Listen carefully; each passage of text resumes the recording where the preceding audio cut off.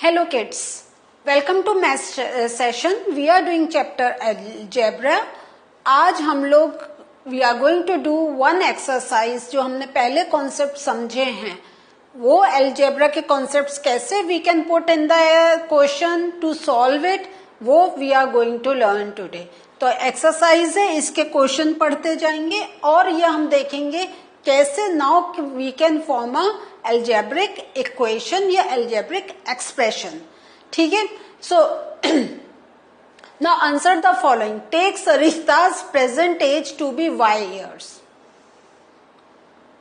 वो क्या कह रहे हैं कि जो सरिता है, एक कोई हमने कैरेक्टर सोच लिया है कि with the name of Sarita, उसकी जो एज है we are considering to be y years.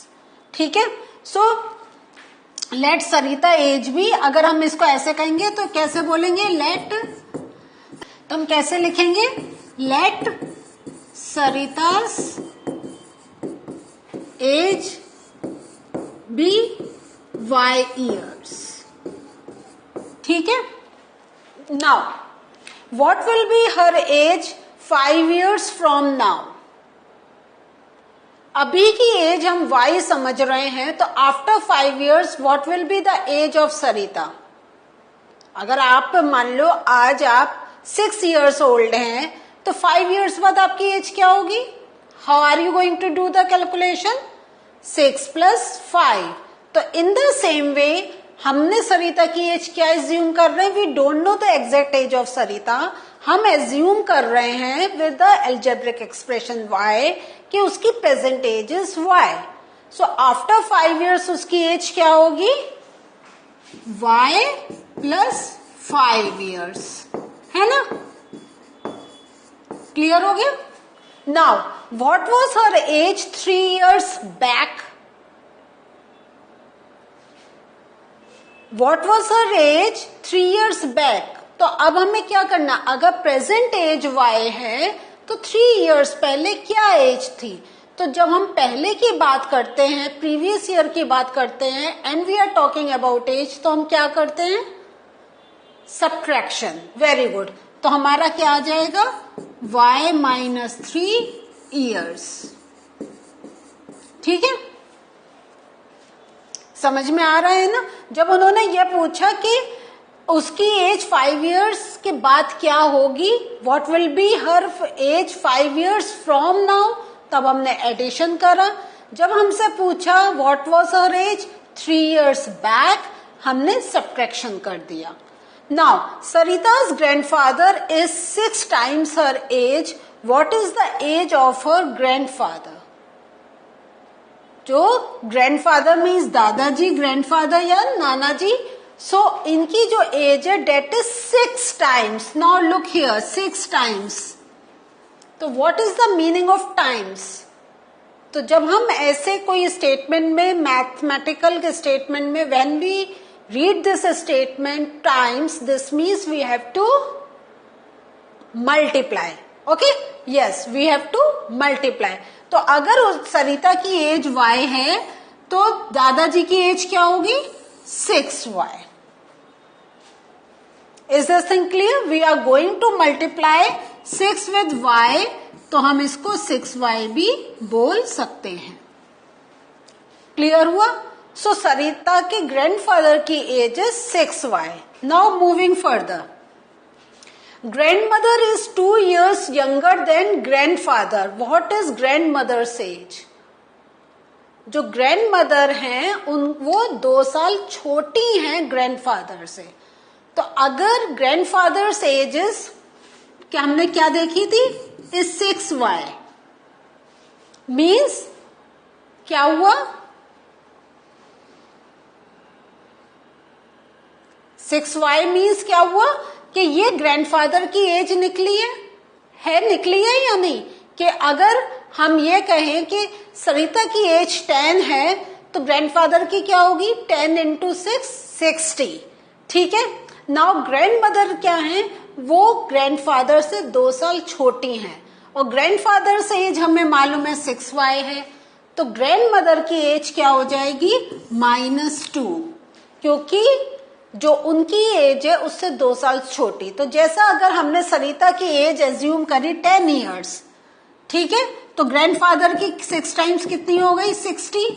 अब ग्रैंडमदर उनसे छोटी है 2 ईयर्स, तो दिस मीन्स अगर हमें निकालनी होगी तो क्या होगा 60 minus 2 that is 58 years. The same thing we are doing here. Clear हुआ या नहीं हुआ? So in this way we have find out the age of grand mom. Now Sarita's father age is 5 years more than 3 times Sarita's age. What is her father's age? So Sarita's father age is 5 years more than 3 times Sarita age.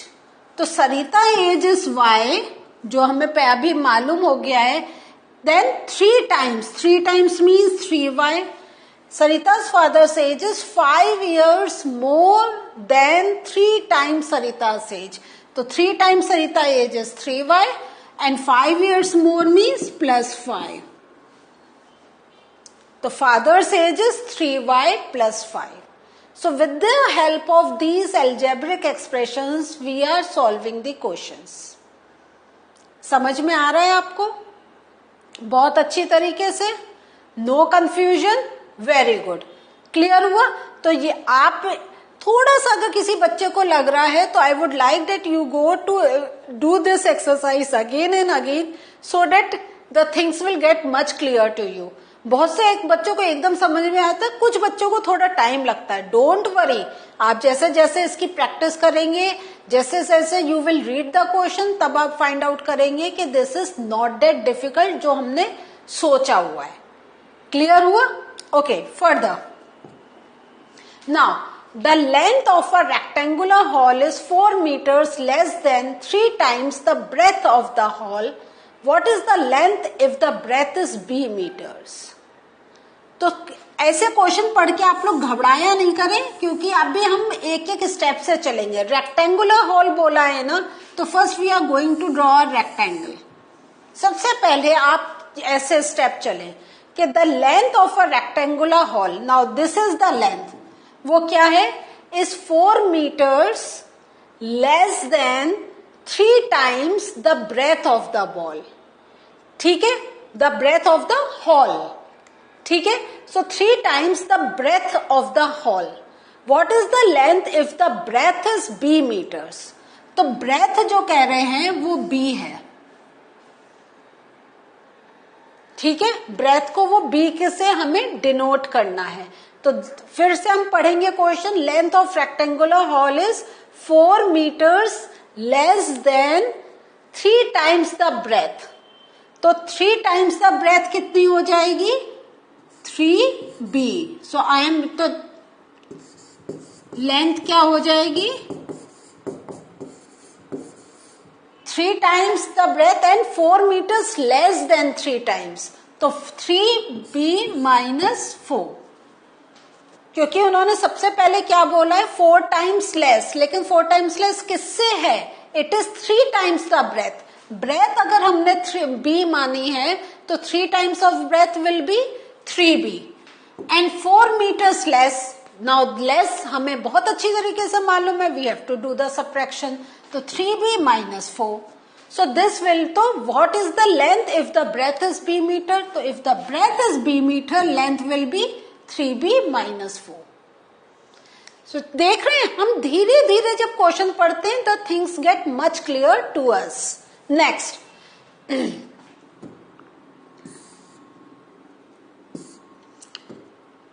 so a rectangular box has height s centimeter, its length is 5 times the height and breadth is 10 centimeter less than the length.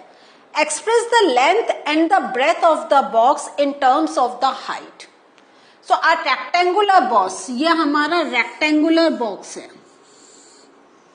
ठीक है, इसकी जो height है वो x centimetre है, ठीक है, तो ये जो हम हाइट ले रहे हैं ये इसकी x सेंटीमीटर है। तो रेक्टेंगुलर बॉक्स हाइट की बात कर रहे हैं, this means this is something 3 dimensional. Its length is 5 times the height, तो लेंथ क्या है लेंथ जो है 5 times the height and breadth is 10 centimetre less than the length. तो एंड द ब्रेथ क्या है, is 10 centimetre less than the length. तो breadth कितनी हो गई, 5h minus 10। Express the length and the breadth of the box in terms of height. तो in terms of height आ गया हमारा, ठीक है, समझ में आया। तो क्या वो कह रहे हैं उसकी हाइट 8 सेंटीमीटर है, length is 5 times the height. तो लेंथ हमने 5 टाइम्स द हाइट कर दिया and breadth is 10 centimetre less than the length. तो लेंथ हमारी 5h आ रही थी, उसमें 10 सेंटीमीटर लेस, तो माइनस 10 सेंटीमीटर बन गया हमारा एक्सप्रेशन। Very good. अब आगे चलते हैं। A bus travels to V kilometer per hour. It is going from Daspur to Bispur. After the bus has traveled 5 hours, Bispur is still 20 kilometer away. What is the distance from Daspur to Bispur? ठीक है, express it using V. तो वो क्या जा रहे हैं, बस travels eight V kilometre per hour, ठीक है। मीन्स कुछ ये सब V किलोमीटर मीन्स कुछ जैसे 2 किलोमीटर पर आवर, 3 किलोमीटर या 8 किलोमीटर पर आवर, इस टाइप से लेते हैं। तो it is going from Daspur to Bispur after the bus has travelled 5 hours. तो उसने क्या कर लिया, मीन्स V इंटू 5, या हम इसको कह सकते हैं 5V। क्लियर हुआ। Bispur is still 20 kilometre away, means इसमें अभी उसको 20 किलोमीटर और चलना है। तो what is the distance from Daspur to Bispur, तो हमारा आ जाएगा 5V plus 20। Next, change the following statement using expressions into statement in ordinary language. A notebook cost ₹P, a book cost ₹3P.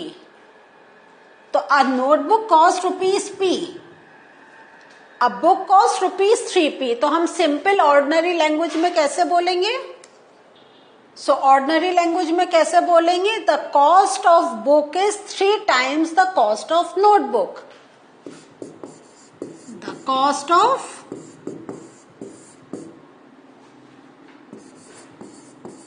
Book is 3 times the cost of notebook.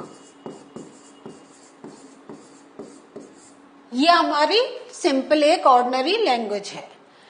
Next, Tony puts Q marbles on the table. He has 8 Q marbles in his box. So Tony has 8 times more marbles in his box than on his table. तो हम यहाँ पे means जो हमें ज्यादा value मिल रही है हम उससे कंसिडर करते हैं Tony has 8 times more marble in his box than on the table. Clear हो गया। Next, our class has n students, the school has 20 n students.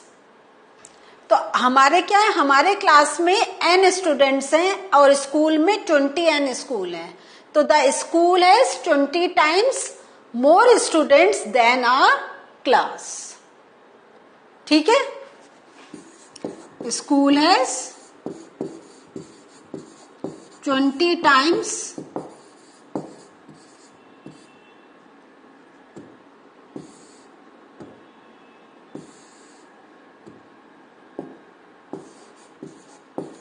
has 20 times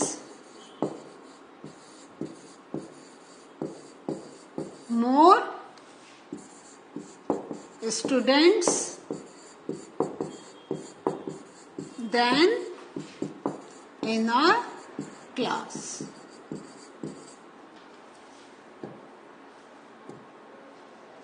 Our class is n students, the school is 20 n students. तो यही same चीज आ गई कि हमारे class में जो वो स्कूल में जो स्टूडेंट्स हैं they are 20 times more than our class. Jaggu is Z years old, his uncle is 4Z years old and his aunt is 4Z minus 3 years old. तो अभी जैसा हमने स्टेटमेंट कैसे वो हमने जो एक्सप्रेशंस बनाए थे स्टेटमेंट पढ़कर बनाए थे, इन द सेम वे हम इसमें भी करेंगे कि Jaggu's uncle is 4 times old than Jaggu and aunt is 3 years less than uncle's age. इस वे में we can write it. So ये हमारे ऐसे questions we can solve. So what did we learn today? Today we learned how to write down the algebraic expressions as well as when the algebraic expressions are given to us, how can we write in ordinary language. So in the next session, something more we are going to do from the same chapter. Till we meet again, do revise. और जो मैंने अभी oral statement बोले, please do write on your own and check the answers. In case any query, you can contact me through app. See you again. Bye.